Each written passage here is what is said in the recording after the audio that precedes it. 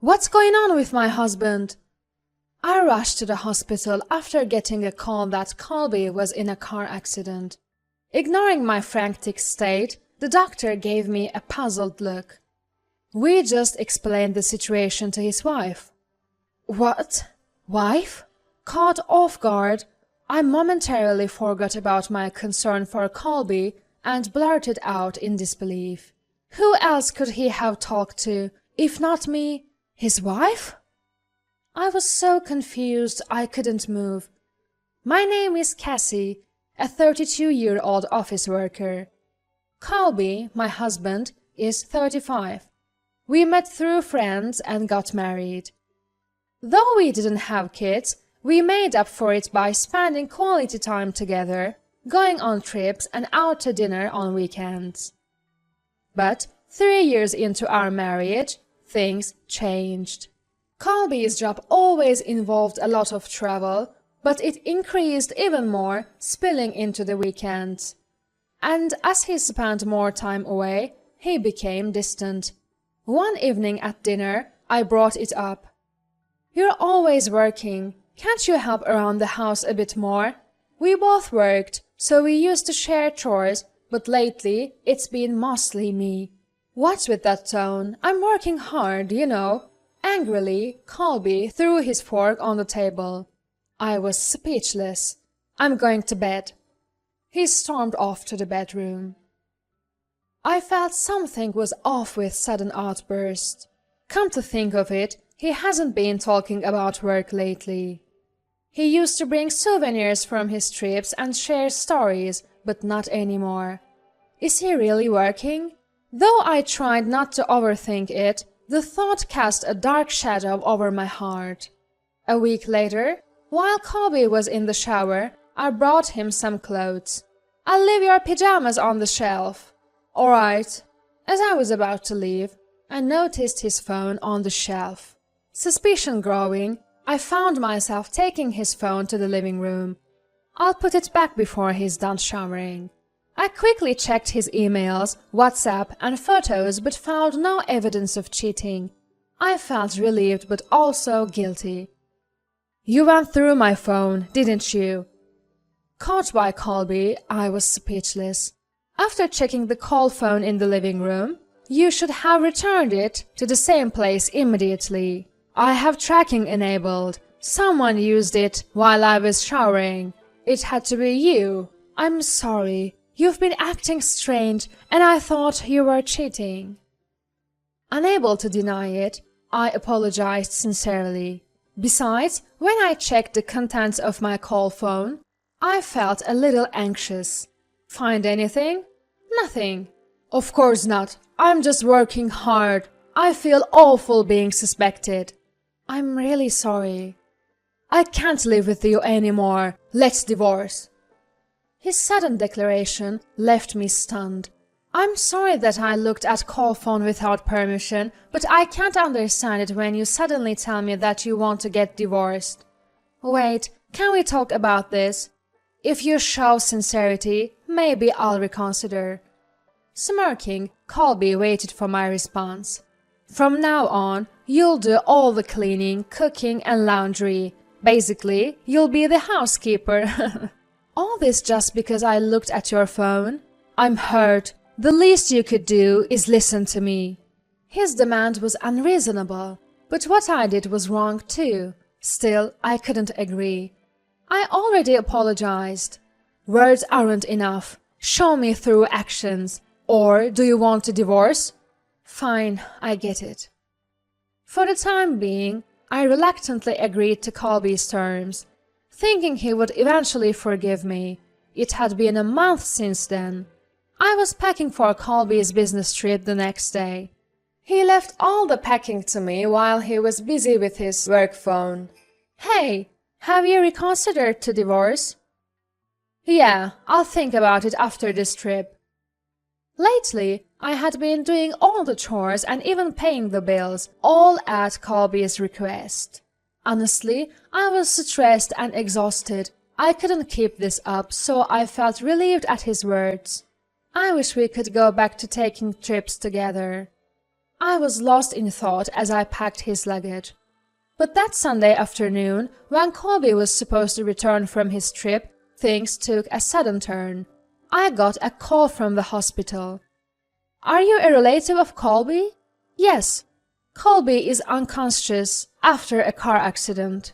The nurse had found our home number in Colby's schedule book and called me. I rushed out of the house and headed to the hospital. "Please, let him be okay." At the hospital reception, I was led to a conference room. "How's my husband?" I was so confused I could hear my own heartbeat. "We just explained the situation to his wife." "What?" I was shocked at the doctor's unexpected words. "What do you mean?" According to the doctor, Colby was in the car with another woman when the accident happened. Both were unconscious, but the woman woke up first and claimed to be his wife. I showed my ID to prove I was his wife and finally got information on his condition. Fortunately, Colby's life wasn't in danger. He was still unconscious, but only had a broken leg and would need to stay in the hospital for a while. Relieved, I went to his room and was stunned by what I saw. A young woman was holding Colby's right hand, tears in her eyes. It looked like they were close. So, she's the one who claimed to be his wife? She didn't notice me, probably thinking I was visiting another patient. I forgot my relief at knowing Colby was okay and was consumed by rage. He said he was on a business trip but was cheating? Was I the only one thinking we could start over? Before I knew it, my fists were clenched, my nails digging into my palms. I quietly left the room. I waited in a corner of the hallway, and soon she appeared. "Who are you?" She looked puzzled, and I said clearly, "I am Colby's wife." "What?" "He's single. Stop lying." She glared at me, thinking I was Colby's mistress. No matter how much I explained, she wouldn't believe me. So I showed her our wedding photo saved on my phone and other evidence that I was indeed his wife. "You're really his wife?" "Yes." "I'm so sorry." Finally convinced, she started to talk about herself. Her name was Effie. She worked at one of Colby's client companies. He had lied to her about being single and they had been dating for a year. They were even planning to get married soon and had bought a condo together. "He bought a condo?" "Yes, we went to see it together. He said he'd pay for everything." I was shocked. He must have been using the money I was providing for our living expenses to buy that condo. I told the doctor I was his wife because I didn't know he was married. "I'm really sorry." Effie apologized sincerely, her face on the verge of tears.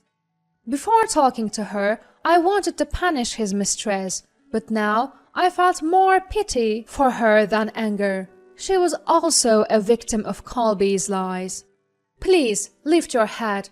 You were deceived by him, just like me. Instead, I have a favor to ask." I made a proposal to Effie, who looked at me hesitantly. "How about we get revenge on Colby together?" She looked puzzled by my sudden suggestion.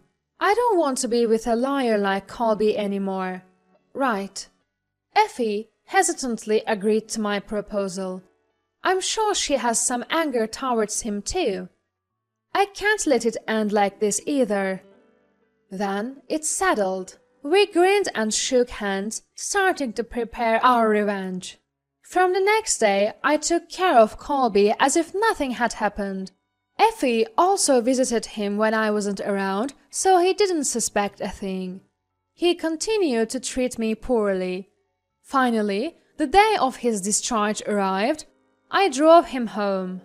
"Drive more carefully. I'm injured, you know. You're so useless." He sighed loudly and started fiddling with his phone, probably texting Effie. He's so carefree, not knowing anything. I slightly smiled and sped up the car. When we arrived home, I rang the doorbell. Colby smirked. "No one's home, you know." But today was different. Welcome home. To his surprise, Effie opened the door. What? Why? Confused, Colby was led into the living room. Even after sitting down, he was speechless, staring at us. What's going on? We met the day you were hospitalized. We've become good friends. What are you two planning? We're not planning anything. We just want to talk about the future. As Effie and I sat across from him, he started to lose his composure. What's going on? You've been having an affair, right? You pretended to be on a business trip but were actually with her. You even bought a condo to live together. You threatened divorce just to get rid of me and be with Effie, didn't you? Colby was silent for a moment, then defiantly looked at me. Of course, I'd prefer a younger woman like Effie over an old hag like you. So what? You're going to divorce me? I nodded. We were planning to get married soon, so it works out, right, Effie? He smiled at her, but she wasn't smiling back. I won't marry you, Colby. What? I almost burst out laughing at his shocked expression. You lied to Effie about being single, and you still think you can marry her? But you are leaving me, Effie. We have no obstacles now. Effie sighed deeply. After seeing how you treat your wife, I'd never want to marry you. I'd probably end up the same way. I wouldn't do that to you, Effie. His pleading tone made my skin crawl. He glared at me, trembling with anger. Why did you bring Effie here? You're making her misunderstand. Fix this. Actually, I'm glad I could show her the truth. What? Also, here's the divorce paperwork. I've already signed and stamped it. You just need to do your part and expect a claim for damages. What? What's this? Colby must have been daydreaming about his happy life with Effie, never considering the financial consequences. Of course, you'll have to pay. You had an affair. I've got plenty of evidence, including WhatsApp messages and photos from Effie. No way out now. You're kidding. I'll also be seeking damages since you deceived me into thinking we were in a relationship with the intent to marry. You can't be serious. Being with a cheater like you makes my skin crawl. Don't ever contact me again. Between Effie and me, you're looking at about $4,000 in damages, just so you know. Initially trembling with anger, Colby's knees gave way, and he started to shake with anxiety. That's impossible. I just bought a condo. That's not our problem. As we looked down at him coldly, he hesitated between Effie and me, finally crawling to my side. I was wrong, okay? It was a momentary lapse. I'll never cheat again. Please, give me another chance. He looked up at me, his hands clasped as if praying. Stand up. Seeing his hopeful expression, a wave of disgust came over me. You were going to leave me. How can I trust anything you say? Don't say that, please. From now on, contact me through my lawyer. Oh, and about that condo, it's marital property, so we'll be dividing that too. What? We left our lawyer's business card on the table in front of him and stood up to leave. Wait, what am I supposed to do if both of you leave me? My leg isn't even healed yet. Ah! We heard a loud thud as he fell over. He must have tripped trying to catch up to us with his crutches. But we had no intention of helping him up. I never want to see your face again. Goodbye. And so, Effie and I left him there. Later, the divorce went through smoothly, and I was able to claim damages in court. Word got around at his company, and he was suspended for using his work phone to contact his mistress. He eventually quit. The condo he bought to live with Effie was sold to pay the court-ordered damages. Now, he's left with a massive loan, job hunting and living day-to-day in a cheap apartment. As for Effie, she found a wonderful man and is in a relationship with marriage in mind. I can't help but wish her happiness. Life is so unpredictable. I never thought I'd find myself in a situation like this. I don't know what the future holds, but that's why I've decided to make the most of each day.